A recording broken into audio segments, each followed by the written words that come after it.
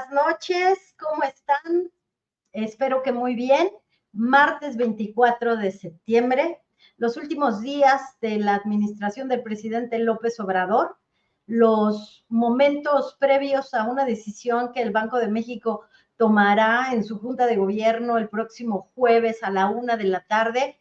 ¿Bajará o no bajará la tasa de interés 50 puntos base, que podría llevar la tasa de referencia, la de los CETES, a niveles de 10.25? ¿Seguirá la inflación, amigos y amigas de Economía Social? Bienvenidos a la baja. Todas son estas preguntas que en estos días previos a la conformación del paquete económico, pues las tenemos muy presentes, no las olvidamos porque de eso depende 2025. Y en este 24 de septiembre le damos la más cordial bienvenida a Economía Social, este programa que realizamos en conjunto el equipo de la revista mexicana Fortuna, Negocios y Finanzas, que desde la Ciudad de México, desde el barrio de Coyoacán, porque acá también están nuestras oficinas, hacemos con mucho cariño para ustedes, para entender cómo la economía tiene y debe tener siempre un enfoque social. Les doy la más cordial bienvenida, no sin antes agradecerles que se conecten, que se suscriban al canal de Astillero. La buena noticia es que estamos entre los mejores canales de información en donde el debate, la conversación pública es sobre todo con pensamiento crítico. A mí me da mucho gusto que Astillero esté entre esos lugares porque acá defendemos sobre todo el pensamiento crítico, la disertación razonada, donde vemos los dos polos de la realidad, donde no solamente vemos blanco, sino vemos todos los matices en una situación económica, política y social. Por eso creo que es muy importante lo que ha logrado el maestro Julio Hernández Astillero, con todo un equipo de colegas en donde lo que nos une es el periodismo libre. Felicidades, Julio, felicidades por todo lo que has logrado y a mí me da gusto ser parte de este esfuerzo. Oigan, les quiero comentar algo importante. Nosotros en el programa de a las 10 en este canal con nuestra compañera Marta Olivia, pudimos platicar de adelantada y de avanzada, porque ella tiene una gran experiencia periodística sobre lo que dijo Carlos Slim respecto a la desigualdad. La desigualdad que dice Carlos Slim, pues ya no es necesario hablar de desigualdad. Dejemos de hablar de desigualdad en un país en donde el 1% de la población controla casi el 30% del ingreso, de la renta, de los activos, de la riqueza, en un país en donde todavía el 60% de la población, con todo lo que se ha logrado, vive en la economía informal, en un país donde todavía, como dice Carlos Slim, tenemos pobreza extrema y en donde necesitamos que esta solidaridad presupuestaria se mantenga. El señor Carlos Slim nos dice que no debemos ya hablar de desigualdad y que es un despropósito seguir con tanto apoyo a los adultos mayores. Pero son dos aspectos que lograron que en este sexenio más de 5.5 y algunos cálculos dicen que hasta 9 millones de personas salieran de la pobreza y que se diera ese efecto que no se había presentado, no hasta el gobierno de Enrique Peña Nieto, que es el de la movilidad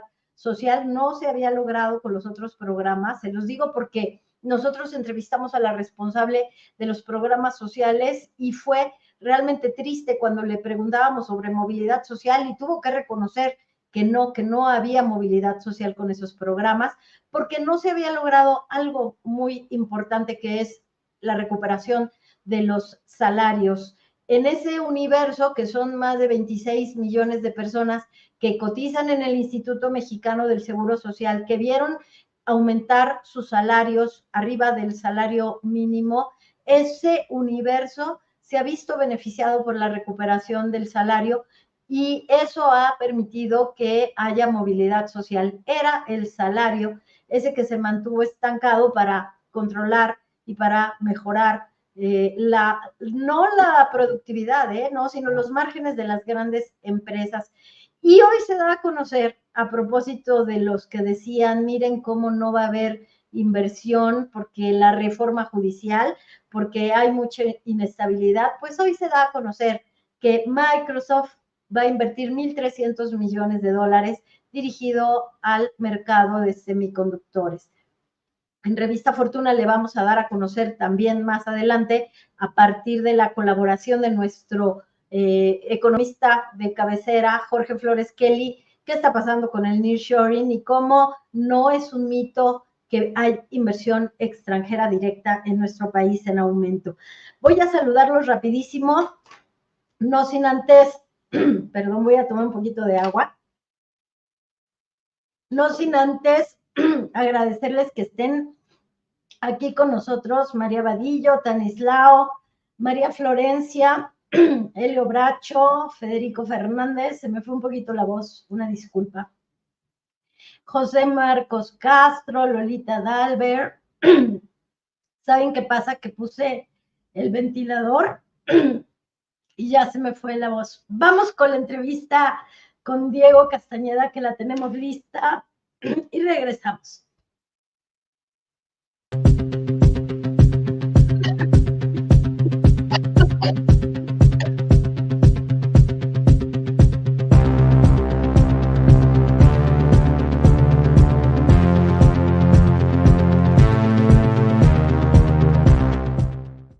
Y amigos, como les prometimos, les anunciamos, nos da muchísimo gusto poder platicar esta noche con el doctorante, próximo doctor, Diego Castañeda, que es autor de un libro que ha generado muchísimo interés, pero sobre todo muchísimo pensamiento crítico, querido Diego Castañeda, autor de libro Desiguales. ¿Cómo estás, Diego?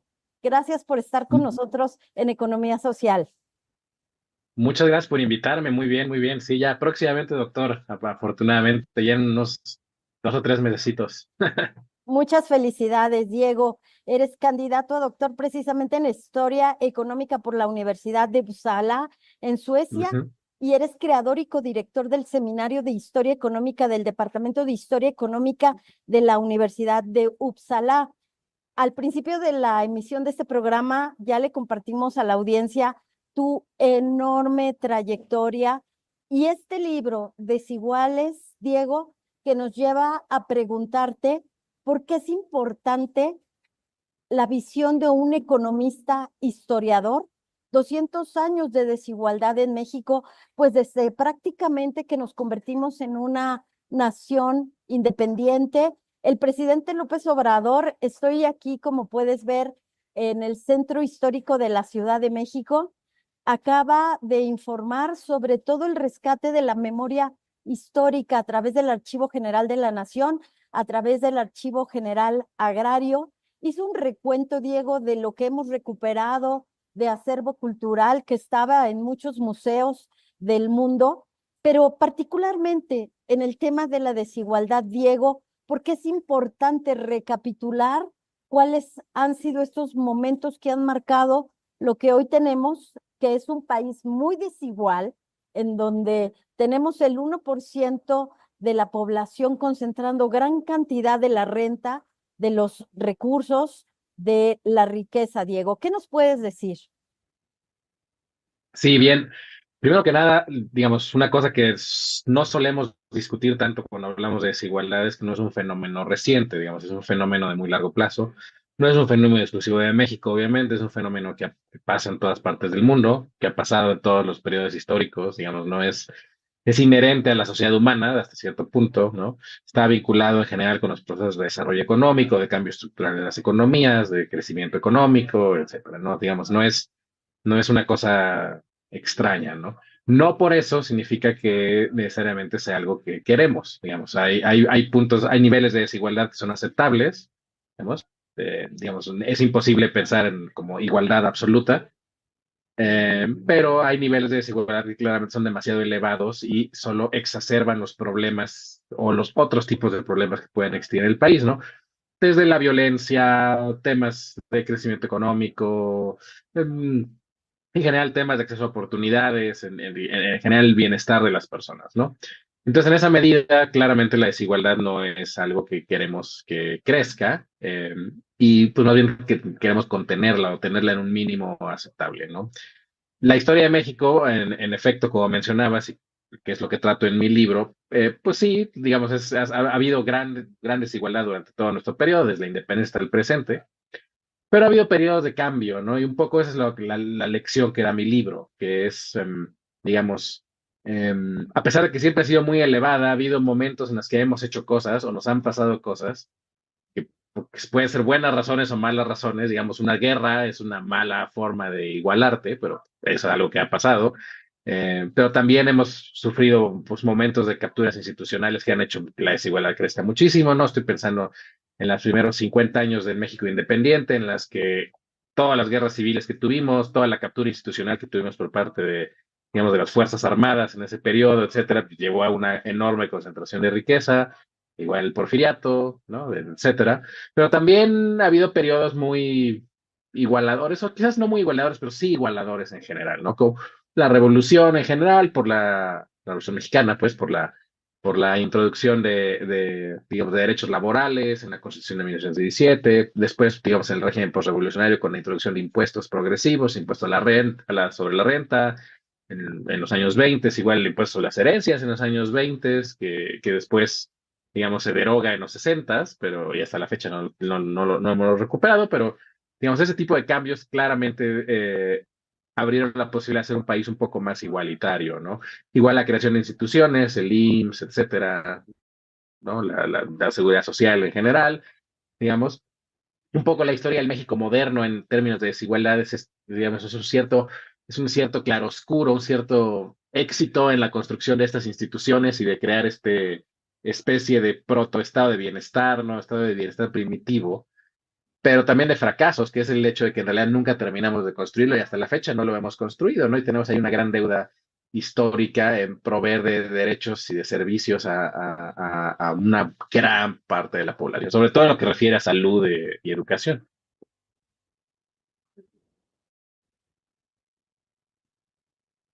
Muchas gracias, Diego. Hay mucho ruido acá en la Ciudad de México, acá en el centro histórico.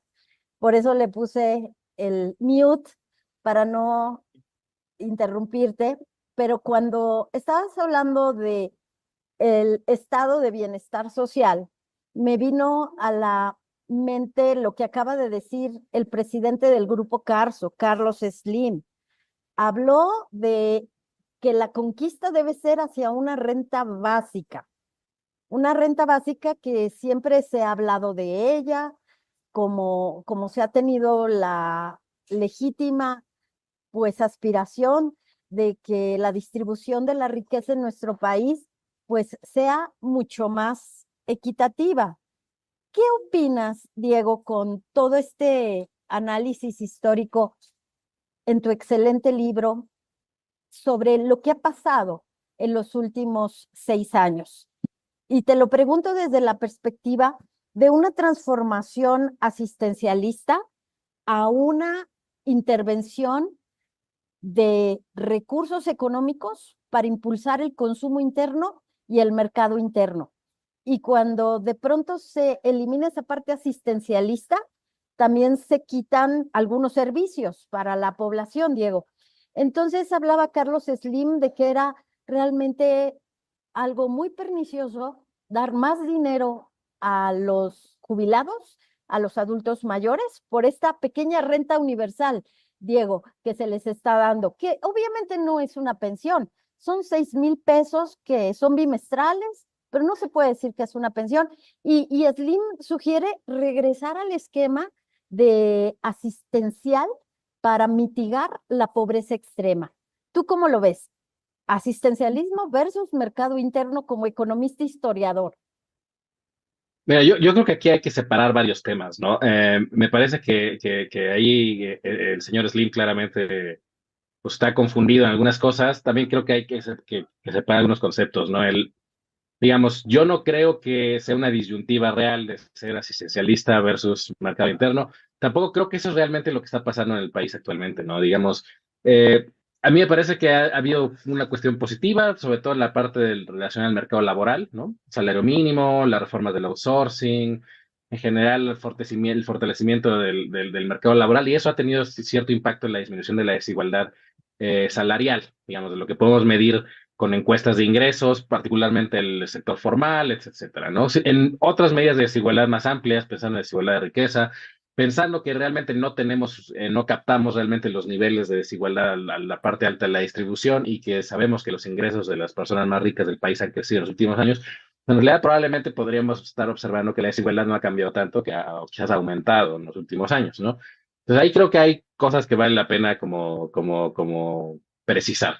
Ahora, por otro lado, pues me parece que el tema de las pensiones es distinto, es muy distinto una renta básica de una pensión. Una renta básica es un ingreso que todas las personas, todos los ciudadanos, digamos, una persona de 18 años en adelante, recibe, que tiene ciertos objetivos, ¿no? De bla, bla. En México eso no existe, eso no es lo que tenemos. La pensión, digamos, la pensión que reciben los adultos mayores de 6,000 pesos bimestrales, pues es lo que técnicamente conocemos como Pilar Cero, que es, digamos, es una transferencia que busca ayudar justo a las personas, digamos, que son adultos mayores, a complementar sus ingresos, dado que las pensiones que tenemos en el país son en general muy bajas, ¿no? Con algunas excepciones que son muy importantes mencionar, ¿no? Las pensiones de Pemex, las pensiones de CFE, etcétera, esas pensiones de hecho son muy, muy altas, ¿no? Esos son digamos, muy desproporcionadas comparadas con el nivel de pensiones del resto de la población. Después en el país, digamos, tenemos muchísimos sistemas de pensiones, ¿no? Desde las universidades estatales, las de los estados, las de distintos regímenes de pensiones que tiene el país, el IMSS, el ISSSTE, bla, bla, etcétera, ¿no? Es un sistema muy fragmentado, pero en general lo que comparten es que son pensiones muy bajas, ¿no? Pues de hecho eso lo vemos cuando vemos los niveles de pobreza en la población, vemos que hay personas que, digamos, que hay una incidencia muy alta de pobreza entre personas que son adultos mayores. La otra incidencia muy alta es en niños, ¿no? Curiosamente, en los dos extremos, digamos, de los grupos etarios, es donde vemos, digamos, mayor incidencia de pobreza, ¿no? La pensión de adultos mayores claramente busca un efecto de reducir pobreza en ese grupo, ¿no? Y está muy bien, eso yo creo que está muy bien. El tema de las pensiones más bien es que somos una población que está envejeciendo, somos una población que está experimentando una doble transición demográfica, ¿no? Que es la transición demográfica natural, envejecemos, tenemos menos hijos, la población se hace más grande, hay menos, digamos, población de reemplazo joven que asume la carga económica, pero también, digamos, la presión epidemiológica, que hace que esas personas además pues enfrenten una carga mucho mayor en términos de los costos por las enfermedades crónico-degenerativas, etcétera, ¿no? Eso al final lleva a una situación que es insostenible, que está pasando en todo el mundo, no va a ser diferente en México, que es, se requiere invertir muchos más recursos en pensiones, ¿no? Y en el sector salud también para atender a esas personas, ¿no? Entonces, esa carga tributaria, digamos, va a crecer, esa carga del el gasto público va a crecer, sabemos más o menos que va a llegar a ocupar alrededor de 7 puntos del PIB para mediados o finales de la década siguiente, ¿no? Es muchísimo dinero eso. Y sabemos que las finanzas públicas hoy son muy vulnerables, no tenemos el espacio fiscal, es decir, el Estado mexicano, el gobierno mexicano, no tiene los recursos suficientes para atender ese tipo de problemas, ¿no? Lo cual inevitablemente va a llevar a una reforma fiscal en el corto o mediano plazo. Digamos, entre más pronto la hagamos, mejor, entre más nos tardemos en hacerla, peor, porque pues va a significar probablemente que la hagamos mal, que la hagamos con prisas y que la hagamos, digamos, tenemos experiencia haciendo ese tipo de cosas, ¿no? Que no quisiéramos repetir, ¿no? Sería mejor hacerlo como bien, como anticiparnos a los problemas, ¿no? Que claramente vamos a tener en la década de los 2030, ¿no? Entonces a mí me parece un poco que, como yo leo las declaraciones del ingeniero Slim respecto a las pensiones, pues como que a mí me parecería que esa idea como de un Estado que sí atienda los servicios, eso me parece que sí, claramente deberíamos dotar de mejores servicios, pero eso también cuesta impuestos, digamos. Lo que tenemos, los servicios que tenemos, la calidad de servicios que tenemos de educación, de salud, etcétera, las deficiencias que tenemos son producto de que gastamos lo que gastamos en los servicios. Si quisiéramos servicios de mejor calidad, una parte muy importante para conseguir eso sería invertir más dinero, ¿no? Y eso, pues, no es dinero que no tenemos, hay que recaudarlo. Y del otro lado, las pensiones pues van a costar más y también va a tener que recaudarlo. Entonces, a mí me parece que realmente el elefante en el cuarto del que no hablamos es de dónde vamos a sacar el dinero para atender esas necesidades, ¿no? Que eso necesariamente viene de una reforma fiscal, que esperemos que sea progresiva, etcétera, ¿no? Entonces, a mí me parece que ahí el ingeniero Slim, pues un poco saca un tema que a mí me parece que está bien, pero no, pero pues lo hace sin realmente hablar de lo que tenemos que hablar, que es de quién va a pagar y cuánto va a pagar, ¿no? En ese sentido, Diego, ¿qué lees en la narrativa del señor Slim? ¿Es esta narrativa de los hombres del poder económico que llaman la atención sobre un problema de déficit estructural para que no se disloque todo lo que está bien y permite que continúen sus negocios, ¿no? En realidad, si él quisiera y tuviera una preocupación, pues legítima, quizás estaría hablando, como bien dices tú, de una reforma fiscal, de el fenómeno de Tax Me Now, ¿no? No sé tú cómo lo veas como historiador de lo que está pasando en Europa. Mencionaste el impuesto para las herencias, para que no se grave solamente el trabajo, sino que se graben los activos. ¿Tú cómo ves en materia de la evolución histórica que ha tenido, pues, esta lucha de la desigualdad tan fuerte que se tiene en México y en el mundo, Diego? Sí, yo estoy de acuerdo con eso. Creo que el señor Slim en buena medida, digamos, si tuviera realmente un interés en esos temas, pues lo que haría es tratar de impulsar que se paguen los impuestos que tienen que pagar, ¿no? Digamos, cuando uno hace los cálculos digamos, de la progresividad del sistema fiscal mexicano y toma en cuenta los ingresos de capital, los ingresos evidentemente laborales, todos los tipos de ingresos y la contribución que se hace digamos, al pago de impuestos, pues uno descubre que en realidad, digamos, el decil 10, los 10% más ricos de la población, incluso yendo más adentro, el 5%, el 1% más rico de la población, y dentro de ese, digamos, el 0.1%, etcétera, justamente donde se cuenta el señor Slim, pues realmente son los que contribuyen menos. En realidad, la mayor carga fiscal está en los deciles 6, 7, 8, 9, digamos, en la parte media de la distribución, digamos, en lo que pues, generalmente caracterizaríamos como la clase media, es donde realmente que cae la carga fiscal más importante del país, ¿no? Digamos, los que hacen una contribución mayor a la que les correspondería, ¿no? Entonces, claro, en esto estoy de acuerdo. Creo que más bien sus opiniones son, pues, un tanto tratando de preservar el status quo en el país, que es pues, relativamente muy cómodo para él. Em, Esto no es nuevo, digamos, siempre ha habido una resistencia muy fuerte en México a los impuestos, ¿no? Histórica, ha habido muchos intentos de reformas fiscales a través de los años, una muy famosa es la del 61, otra un poco menos famosa, pero igual relevante fue el intento en el 71. Digamos, ha habido varios intentos de aumentar la recaudación y resolver muchos de estos problemas que se anticipan hacia el futuro, pero pues no hemos hecho el trabajo, ¿no? No, por X o Y razones, los intereses políticos que han predominado, el cabildeo de los mismos empresarios mexicanos que se ha puesto pues muy severamente a este tipo de cosas, etcétera, otros tipos de intereses, ¿no? Siempre han hecho que sea difícil hacerlo. Creo que ahora justo estamos entrando en un periodo en el que tenemos digamos, tenemos muchos retos que van a venir de frente en la siguiente década, ¿no? Temas de cambio climático, de transición energética, el envejecimiento de la población, las enfermedades crónico-degenerativas, etcétera. Además de atender, pues claramente, temas en los que tenemos deudas en temas de infraestructura, temas de educación, etcétera, ¿no? Si queremos atender todas esas cosas, pues nos vamos a descubrir muy rápido que no tenemos los recursos. Entonces, creo que es inevitable que esa discusión va a llegar eh, en el corto plazo. Yo quisiera ser optimista de que vamos a, digamos, hacer algo distinto ahora y sí vamos a lograr hacernos de ese espacio fiscal para hacer política pública y atender estas necesidades. Pero, pues, digamos, la experiencia histórica nos dice que cuando hemos tratado de hacerlo no lo hemos logrado. Entonces ahí, digamos, no lo sé. Diego, de verdad qué privilegio poder hablar con un economista historiador que tiene todo este contexto, todo este marco de referencia, Diego, que nos permite entender cuáles son los obstáculos. Fíjate que hoy el presidente López Obrador dijo algo que te comparto, que es así como algo muy nuevo. Dijo, la Suprema Corte de Justicia le va a dar entrada ya a los dos expedientes mediante los cuales se pueda cobrar 35,000 millones de pesos a Ricardo Salinas Pliego, Grupo Electra. Lo hará la semana que entra cuando yo ya no esté en la presidencia. Lo hará cuando yo esté en Palenque y no me conecte al internet ni tenga prendido el teléfono.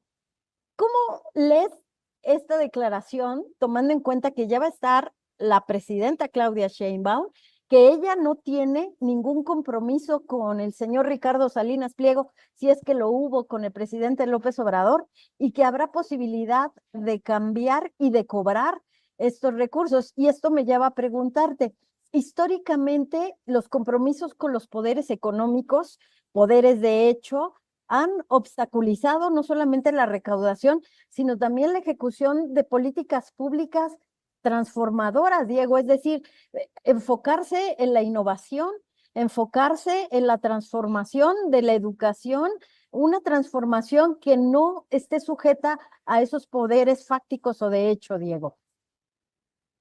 Sí, bueno, yo no soy tan, digamos, no, yo no lo veo como algo tan optimista por una razón, que es, aunque sea positivo recuperar, digamos, esos impuestos que no se habían pagado, que se deben o que se eludieron, etcétera, al final de cuentas eso solo pasa una vez, digamos, recuperaste los 35,000 millones, muy bueno, los usas, pero ya, o sea, esos 35,000 millones no es un flujo que va a estar entrando a las arcas permanentemente, ¿verdad? Y tus gastos sí lo son.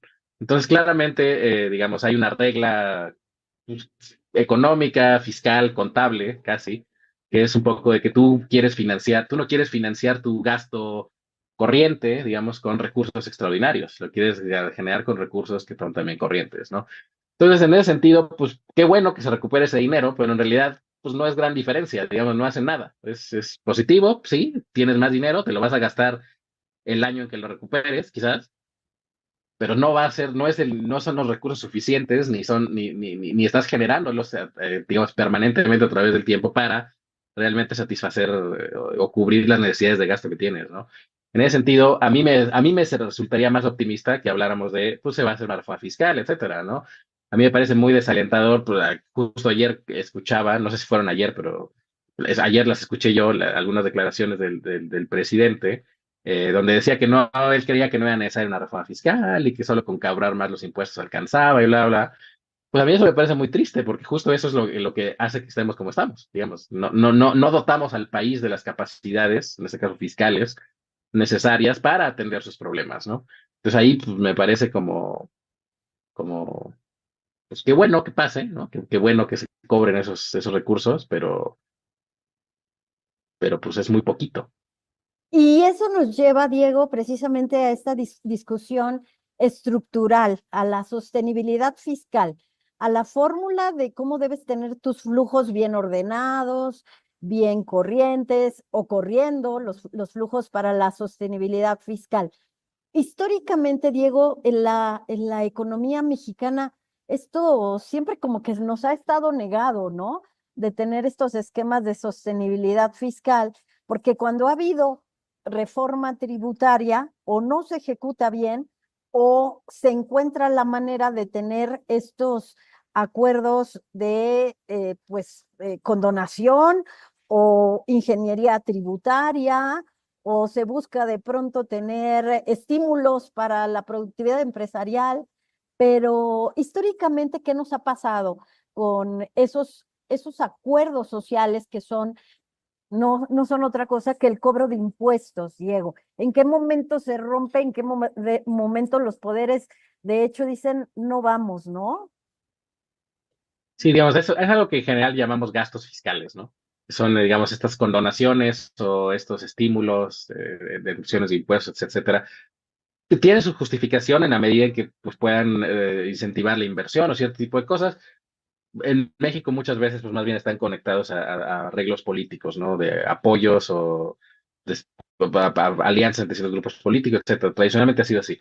En ese sentido, pues claramente hay un espacio ahí en el que se puede reducir gastos fiscales, pues vas a aumentar, digamos, el ingreso disponible que tienes para hacer cierto tipo de cosas, ¿no? Ojalá, digamos, algo así pasara en el futuro inmediato, próximo. Claramente es de las áreas donde tendrían más margen para hacer cosas, digamos, de forma más rápida, ¿no? Pero, digamos, pensando también en el, digamos, en cómo suele ser la economía política de las reformas fiscales, Pues en general eso no es raro, digamos, en el mundo en general, pues siempre los grupos hay grupos a los que no se van a oponer a los cambios que quieres hacer porque no les convienen a ellos, ¿no? Y es legítimo. El tema aquí más bien en México ha sido muchas veces la captura del Estado, ¿no? La captura política de las instituciones, etcétera, etcétera, al servicio de ese tipo de intereses. Creo que eso es algo que no hemos cambiado en general, ¿no? Creo que si hoy hablamos en buena medida de que no hace falta hacer una reforma fiscal, ¿no? Que se habla eso desde el gobierno, pues es en buena medida porque no quieren afectar los intereses de los grupos empresariales que consideran sus aliados o que no quieren enemistarse con ellos, por cual sea que sea la razón, ¿no? Mm.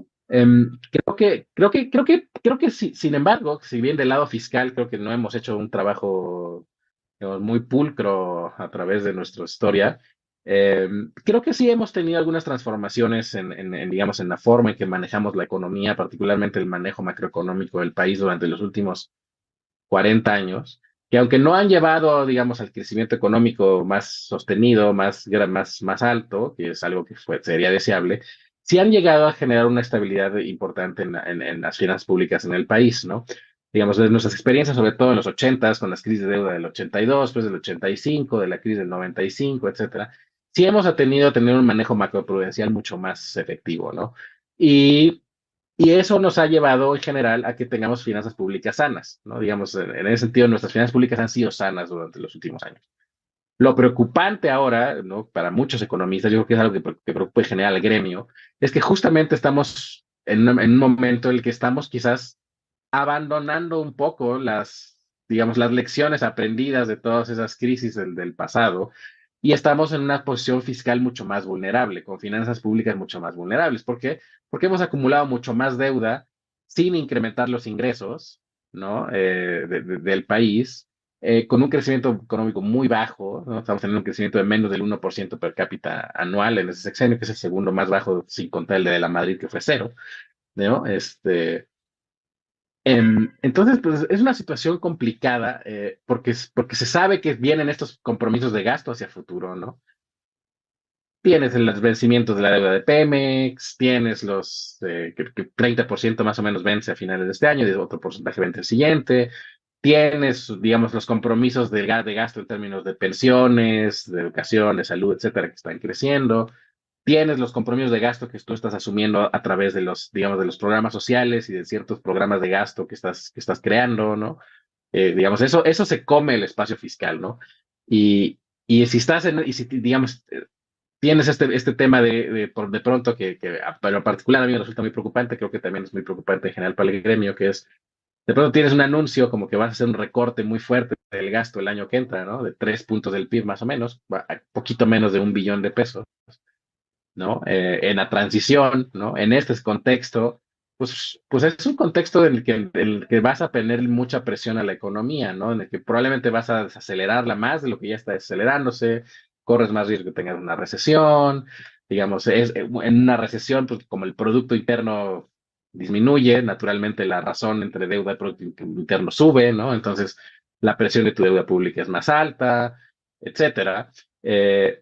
Eso, digamos, esa combinación de factores sí hace que nos encontremos en una situación un poco diferente a la que habíamos estado en los últimos años, en las que si bien digamos, hay estabilidad en la economía, eh, hoy las finanzas públicas no están tan sanas como lo estuvieron antes, ¿no?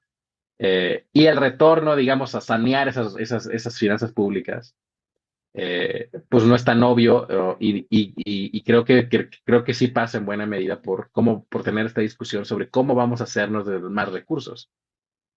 Y al final podríamos hacer una reflexión, al final por no querer confrontarte con los grupos económicos, ¿no? Podríamos extrapolar el razonamiento, querido Diego. Diego, un último comentario que tú quieras hacer. Recomiéndanos, por favor, tu libro. Dinos en qué estás trabajando. Esperamos una nueva publicación. Ya sé que estabas muy ocupado con esto de convertirte en doctor, pero un nuevo libro por ahí, querido Diego, que esté en el horno. Mi libro Desiguales, claro que se lo recomiendo, es una visión histórica de los últimos 200 años sobre lo que ha pasado con la desigualdad. Está en editorial Debate con Penguin Random House. Lo encuentran todavía, entonces, claro que sí. Otros libros, sí, justo acaba de salir o va a salir apenas, creo, una publicación que hice para la Cámara de Diputados, porque me pidieron que les hiciera un pequeño librito muy corto con una historia económica del México moderno. En particular me enfoco mucho en las crisis de los 80s y los 90s, digamos, y digamos, el desarrollo estabilizador, etcétera.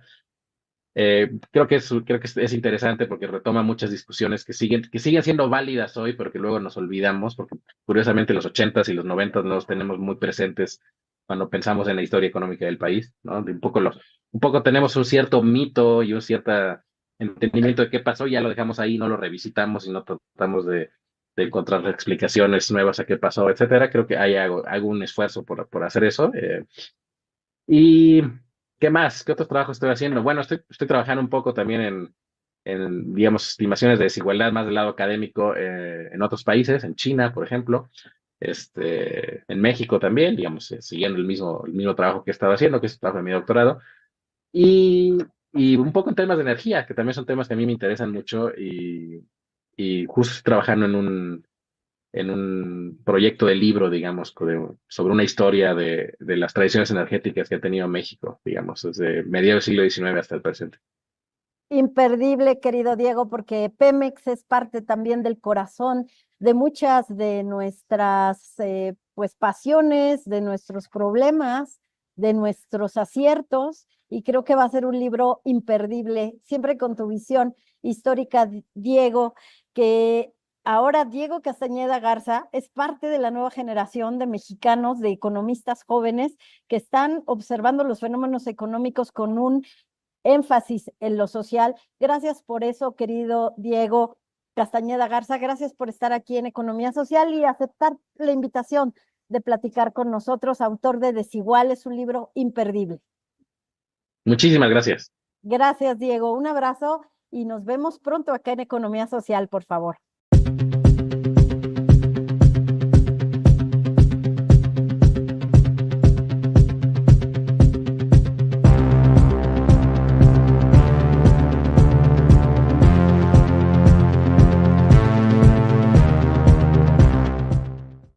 ¿Qué tal la entrevista con Diego Castañeda, autor de Desiguales? Es un libro imperdible de corte histórico. Y gracias por quedarse aquí, gracias por su comprensión, porque me estaba dando un ataque de tos, porque está muy húmedo el ambiente y si pones el ventilador, pues obviamente no es una buena combinación. Quiero recuperar con ustedes algunas de las cosas que nos platicó Diego Castañeda, quien nos dio la entrevista grabada, porque en este momento está volando hacia Suecia, en donde ya está en los últimos meses para convertirse en doctor, y es un gran orgullo este joven mexicano que, como han visto ustedes, tiene pues una imagen muy clara, la línea de tiempo de la historia.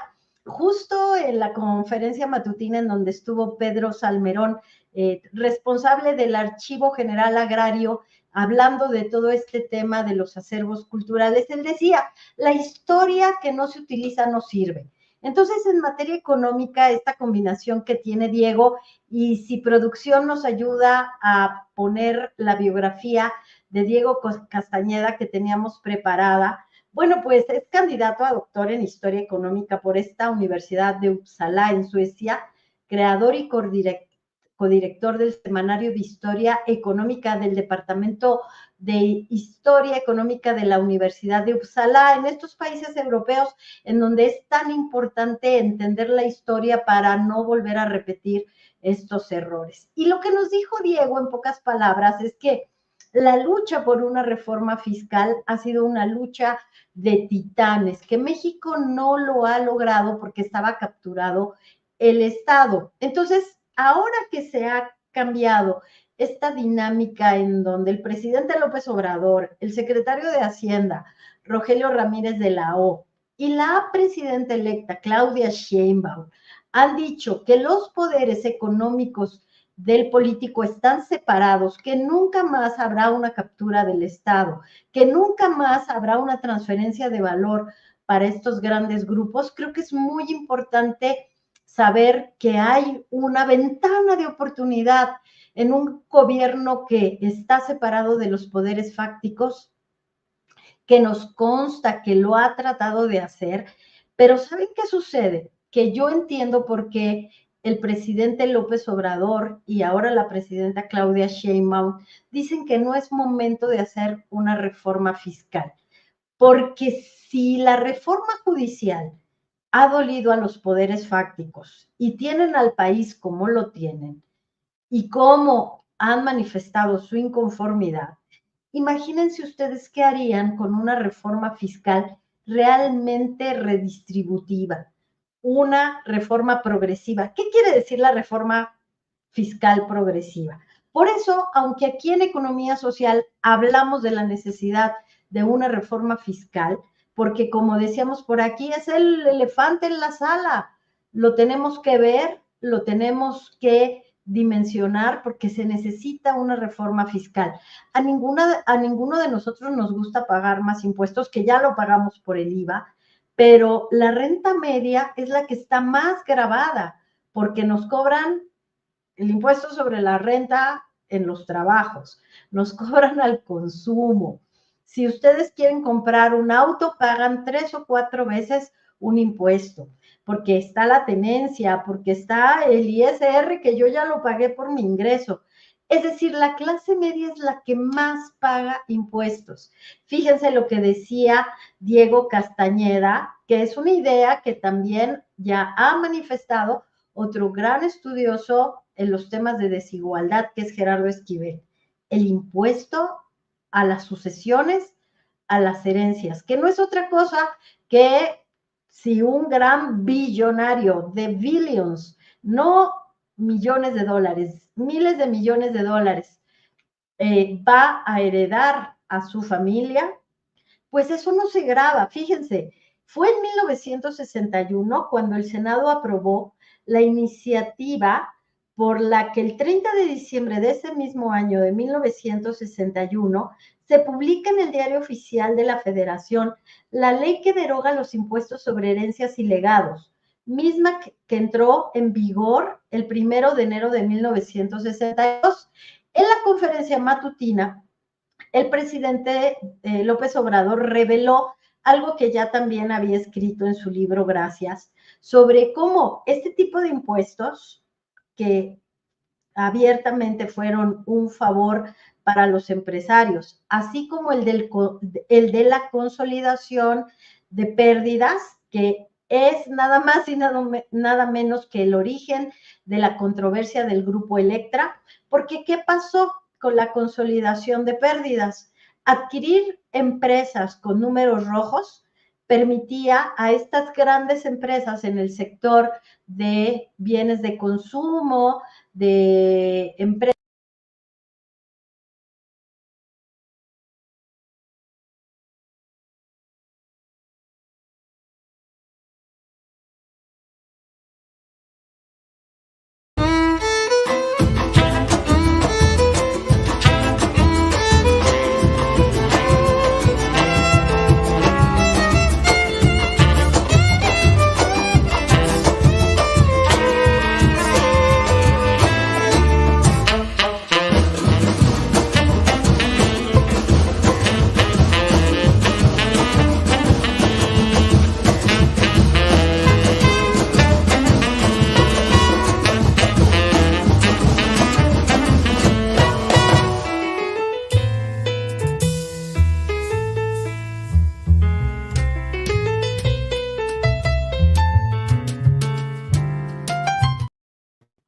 Ya estoy de regreso, el internet no tiene mucha lealtad, una disculpa.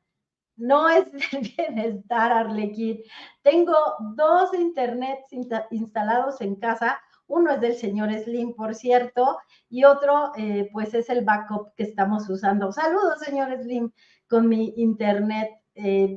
Ya no vamos a hablar de lo que nos parece un poco irracional que usted nos pida que no hablemos de desigualdad. Pero bueno, entonces lo que les estaba diciendo es que de esa década de los 60, cuando se hacen todas estas concesiones a los empresarios, es la consolidación de pérdidas fiscales, y el otro es el asunto de la desaparición del impuesto a las sucesiones. Dos impuestos que han afectado históricamente la recaudación de impuestos. Entonces, claramente lo que nos dice Diego, y pues nos sirve mucho la historia, es que ahí está el elefante en la sala. ¿Qué hace falta para poder impulsar una reforma fiscal? Porque entonces las empresas extranjeras van a decir que México ya tiene una tasa de impuestos sobre la renta mayor que los países de la Organización para la Cooperación y el Desarrollo Económico, y entonces no tendremos los anuncios por relocalización, el famoso nearshoring, o no vamos a tener los anuncios como Microsoft. Entonces se tiene que tener este control del modelo económico para poder enfrentar a estos poderes empresariales y de facto. Me parece que estamos frente a un tema que se debe seguir analizando.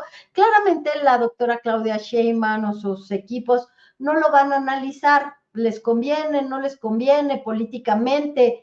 Los políticos tienen una agenda y ellos han tratado de sacar las deudas que se tienen porque se desapareció los perdones fiscales, se desapareció la consolidación de pérdidas. Que regresar a un impuesto a las herencias sería realmente un desafío a los poderes de facto. ¿Es el momento o no es el momento? Creo que hemos estado hablando de estos temas porque los periodistas, la prensa económica y ustedes también, que son una audiencia crítica, que no nos negamos a ver la realidad, vale la pena de verdad analizar en qué momento se debe impulsar una reforma fiscal, porque una reforma fiscal no involucra cobrarle más a la clase media, no involucra más cobrarle a los trabajadores. Una reforma fiscal tributaria involucra revertir todos esos acuerdos que se fraguaron desde la década de los 60 con la captura del Estado, como bien nos explicó Diego Castañeda, autor de Desiguales. Dirham nos dice, excelente programa, qué información y visión económica social está proporcionando Diego Castañeda. Recuerden, este programa se queda grabado. Me daría mucho gusto que lo compartieran, que se suscribieran al canal de Astillero. Necesitamos aumentar el número de suscriptores. Buenas noches, Mario, gracias por estar aquí. Y gracias por estar con nosotros. Tanislao, cuídate mucho, sí, te lo prometo. Es que fue una mala combinación de humedad, aire y calor, por lo cual dañé mi garganta. Rubí Cecilia Quiroz, qué novedad, el elefante rosa a mitad de la sala y nadie lo quiere ver. Dice Rubí Cecilia, estoy de acuerdo contigo, Rubí, que paguen más los que más tienen, no a la clase media. Eso es. Pero imagínense, no sé si ustedes alcanzaron a escuchar cuando les estaba comentando si la reforma al Poder Judicial les causó un verdadero infarto. Imagínense si hablamos de una reforma que grave la sucesión, las herencias, porque nos explicaba el doctor Gerardo Esquivel en no es diplomado, es especialidad de indicadores macroeconómicos de coyuntura del MIDE y del Banco de México, nos explicaba en la clase que a los trabajadores nos graban nuestro trabajo, a los ricos, a los que tienen el 1%, con el 1% de la población tienen más del 25% del ingreso, les graban sus activos, pero siempre encuentran la manera de tener una menor tasa fija. En este momento, lo que estamos viendo con Grupo Electra, que a través de su despacho Gastelum, dijo que la Suprema Corte de Justicia de la Nación había recibido su solicitud de suspensión, un amparo, porque hay claros visos de inconstitucionalidad. Hay dobles cobros y que ellos están seguros de que la Suprema Corte de Justicia tiene competencia. Cuando el presidente López Obrador nos explicaba en la conferencia matutina que el Tribunal de Justicia Administrativa ya había observado que procedía el pago. Lo que sí les puedo asegurar es que ya al parecer por este análisis de contenidos que hacemos de las declaraciones de ambas partes, es que al parecer ya hubo una negociación para reducir el monto de los impuestos que pagará Grupo Electra, si los paga, claro, si agota la última instancia, que es la Suprema Corte de Justicia, bueno, pues entonces tendrá que pagar no la cifra de 60,000 millones de pesos que incluía pues impuestos y todo esto de el crédito fiscal que no se paga, genera retrasos, sino que no son 60, sino son 35,000. Nos dice Mario, primero era la judicial porque se desmantela la forma de evadir impuestos apoyados por un poder judicial, cierto. Y bueno, pues después vendrá la fiscal. ¿En qué momento el gobierno de la próxima presidenta Claudia Sheinbaum, hablará de una reforma fiscal? No será ahora. Todavía hay una reserva ahí que se puede cobrar, pero miren, el tema con el presidente del Grupo Electra, cómo se ha complicado. Pues yo les agradezco mucho que se hayan quedado a la entrevista con Diego Castañeda, autor de Desiguales. Agradecemos mucho, doctorante, próximo doctor Diego, que nos hayas dado esta entrevista. Se queda aquí en el canal de Julio Hernández Astillero y no olviden suscribirse. Inviten a toda su familia que se suscriba para apoyar. No les cuesta nada el periodismo crítico, independiente, que hacemos aquí con pensamiento, sobre todo crítico, aquí en Economía Social. Muchísimas gracias.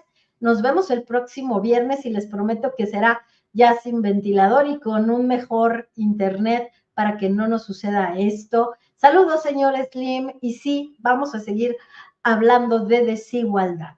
Buenas noches.